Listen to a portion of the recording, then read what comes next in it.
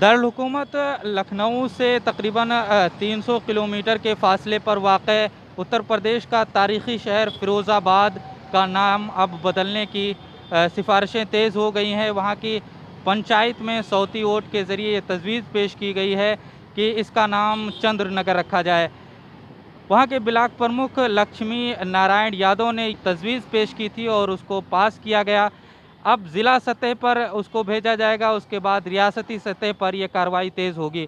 ज़ाहिर है कि उत्तर प्रदेश में गुज़िश्ता कुछ वर्षों में मुग़ल सराय का नाम दीनदयाल उपाध्याय, फैज़ाबाद का नाम अयोध्या रखा गया, उसके बाद इलाहाबाद का नाम प्रयागराज रखा गया। इसी तरह के शहरों के नाम के बदलने का जो सिलसिला है वो बदस्तूर जारी है।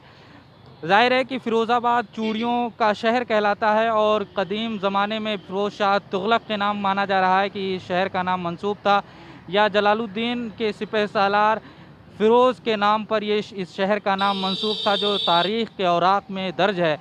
अब इसके नाम के बदलने पर सियासी गलियारों में क्या रद्द-ए-अमल आता है और समाजी व मुअर्रिख़ लोग किस तरीके से इसको देखते हैं, ये तो देखने वाली बात होगी।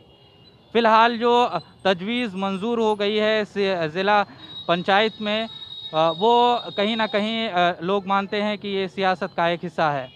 ईटीवी भारत के लिए लखनऊ से खुर्शीद अहमद।